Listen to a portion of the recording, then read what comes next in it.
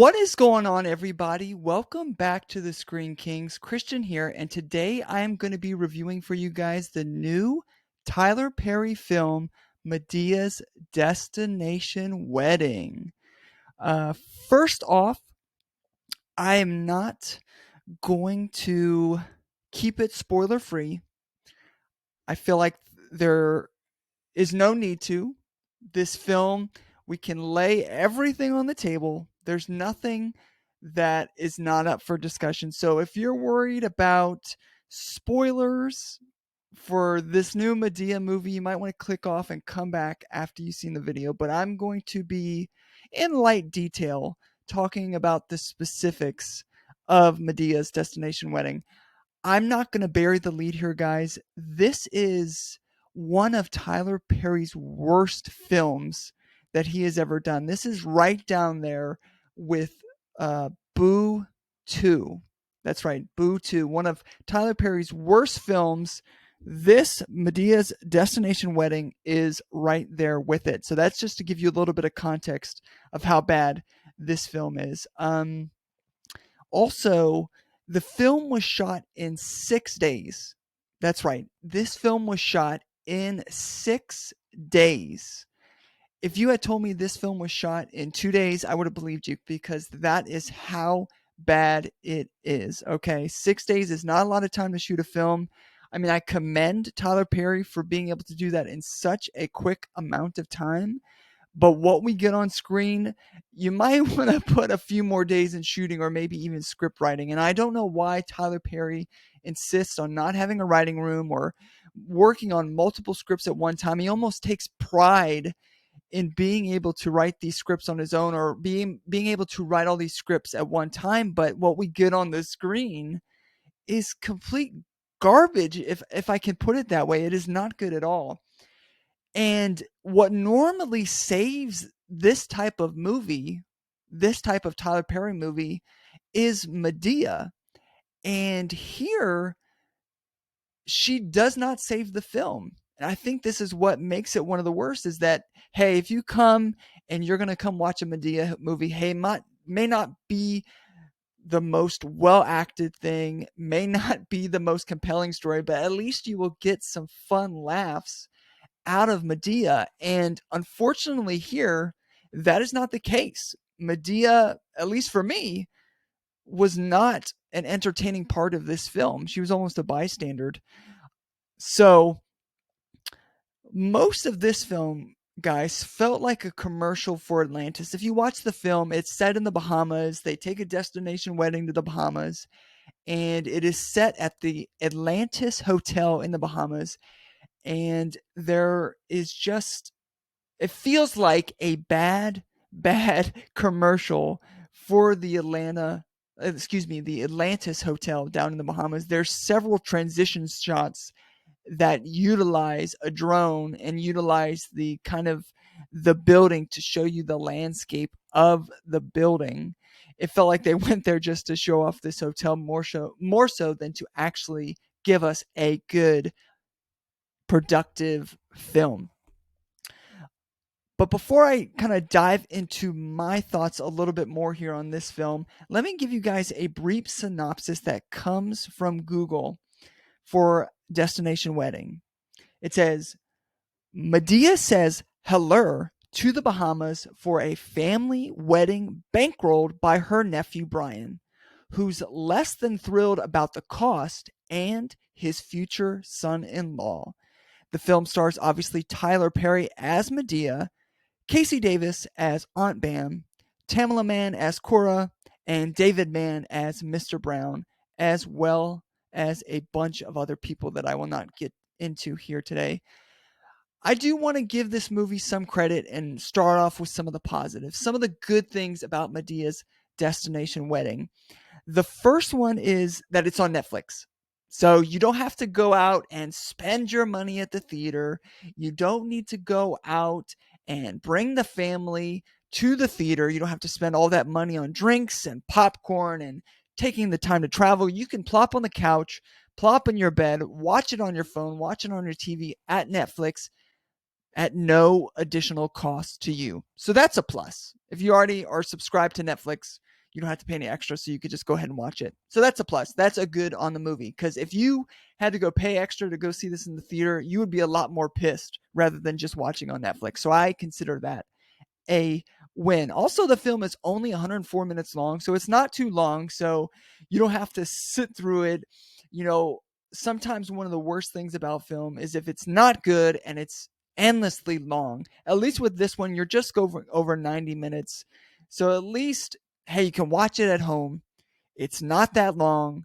So hey, why not take a look? That's one of the good things. And then there's a really fun opening scene in this film. It basically involves Madea almost getting robbed at a gas station, and then she goes full ninja mode on them and starts to use her purse as a nunchuck, and then eventually sets their car on fire. This opening scene is a lot of fun. It'll get some laughs out of you, but it has absolutely nothing to do with the plot of the rest of the film. It's basically shows these characters almost getting robbed. She fights them off, sets their car on fire, which was a very cheap way they did that. But it is fun. It is entertaining, but it has nothing, absolutely nothing to do with the rest of the plot. So that's all I have for the good of Madea's Destination Wedding.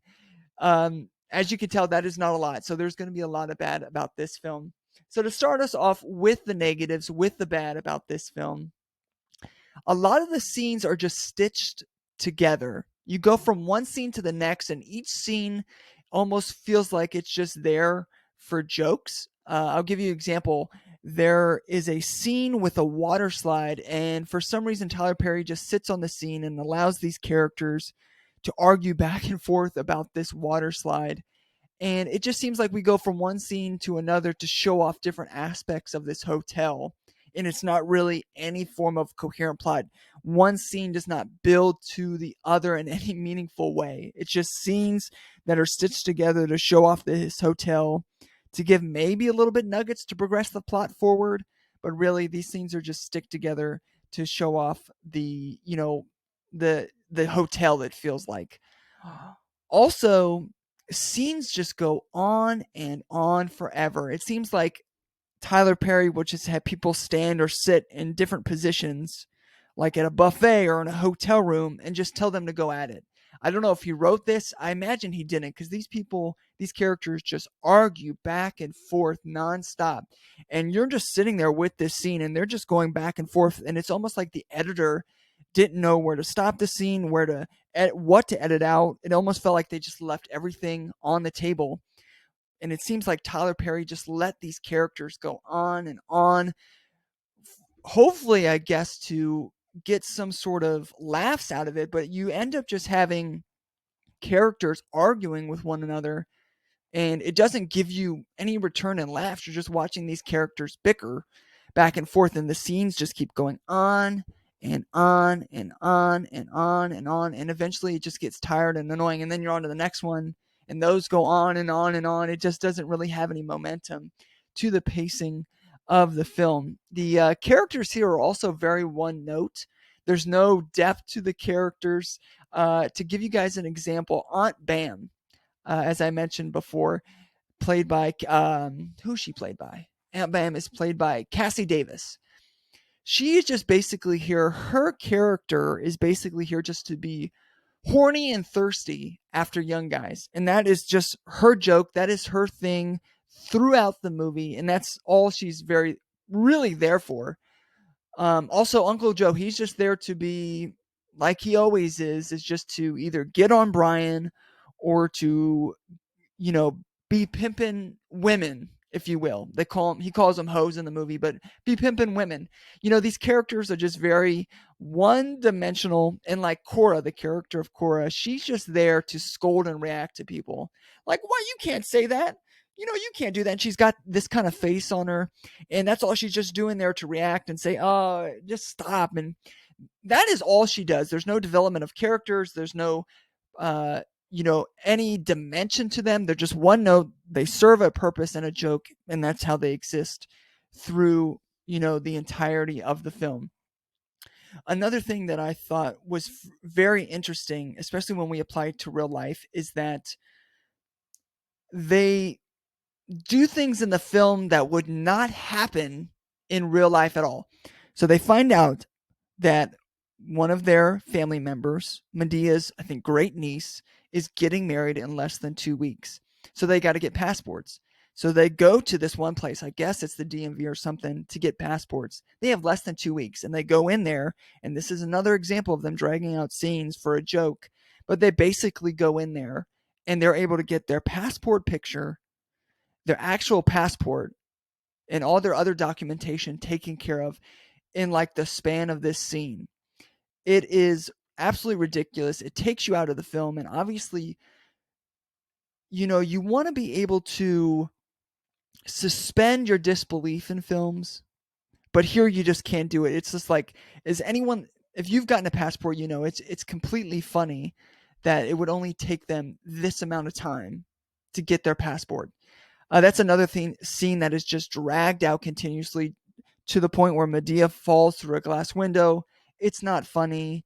She's basically there because she's scared of the police getting her. And like I said before, these scenes are just there to try to get you to laugh, but really don't progress the narrative at all. What very little narrative is here.